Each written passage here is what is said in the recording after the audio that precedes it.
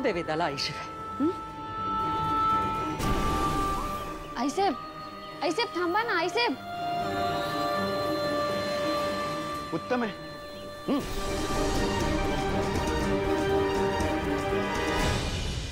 दादासाहेब मला माफ करा. लहान तोंडी मोठा घास घेते. पण तुम्ही आईसाहेबांना असं बोलायला नको होतं. त्यांना बरं नसताना त्या या लग्नासाठी खूप धावपळ करतायत. वेदाच्या बाबांचं लग्न नाही झालं तर उद्या लोक त्यांनाच बोल लावतील. लोक म्हणतील की सावत्र आई होती म्हणून मुलाचा संसार होऊ दिला नाही. तुम्ही त्यांच्या बाजूने पण विचार करायला हवा होता. मी जास्त बोलले असेल तर दादासाहेब मला माफ करा.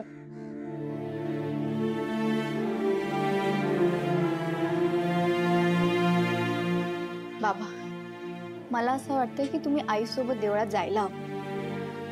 हो, किती काही झालं ना तरी दादा आईचंच ऐकणार आहे.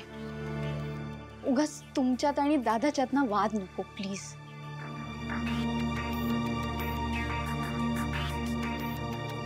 ठीक आहे, तू जा मंजिरीला सांग. जाऊया म्हणा देवळात.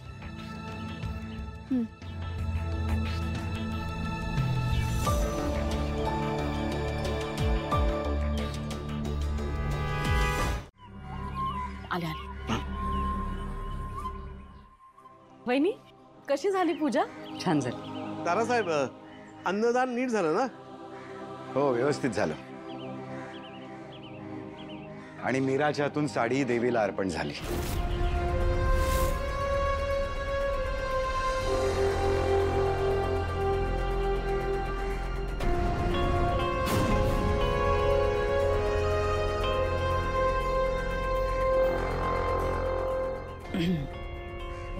नर्मदा, मीराच्या हातातली पिशवी आत घेऊन जा.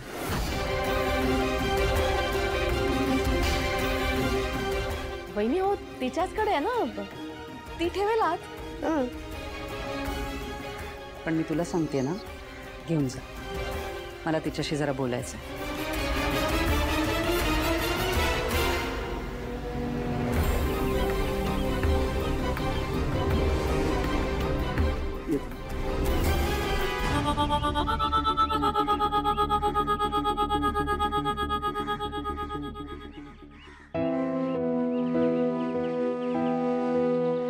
मीरा, तर नावापुरतं नाही तर तू खरंच माझी लेक आहेस हे तू सिद्ध केलंस.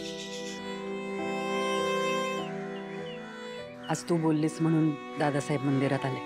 विधी पूर्ण झाला. तुझे आभार कसे मानू कळतच नाही मला. आई लेकीच्या नात्यामध्ये आभार कुठून आले आईसाहेब?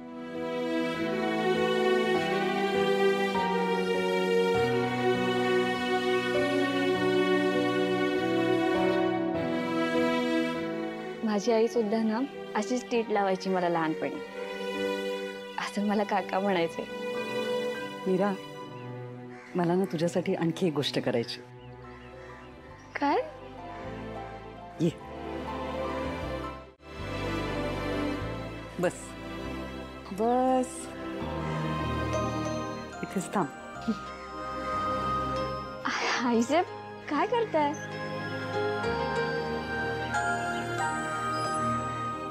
आमच्या गावी मुलगी माहेरपणाला आली ना की तिची आई तिला असंच झोके देते.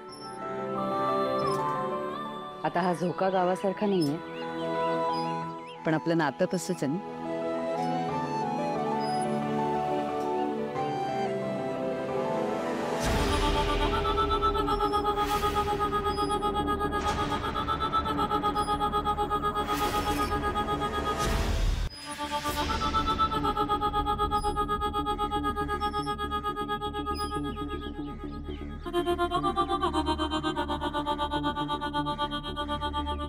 अगं वेडाबाई, रडतेस काय? डोळे पुस. बरं ऐक, नर्मदाला जी पिशवी दिली ना त्याच्यात प्रसाद आहे, तो वेदाला दे. जा.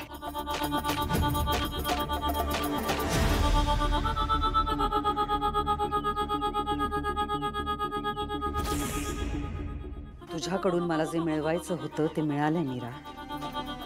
दिव्य कवडी आता माझी आहे. तुझी गरज संपली की केसाने गळा कापणार आहे मी तुझा. त्याआधी थोडे लाड करते तुझे.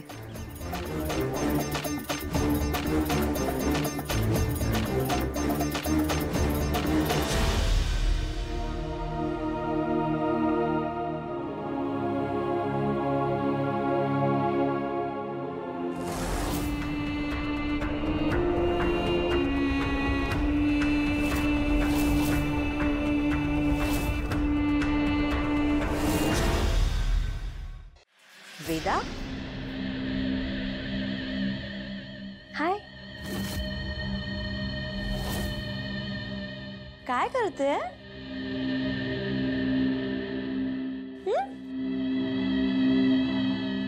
अरे बापरे, ड्रॉइंग करतेस तू? वाव, मी पण करू? चल. आपण मस्तपैकी ड्रॉइंग करूया. अरे तुटलं. असं आपण हे नंतर करूया. अरे बस इकडे. काय झालं? तुझी होणारी मम्मा बोलते की नाही तुझ्यासोबत? तर विदा, तुझ्या बाबांचं आणि माझं लवकरच लग्न होणार आहे, हो की नाही?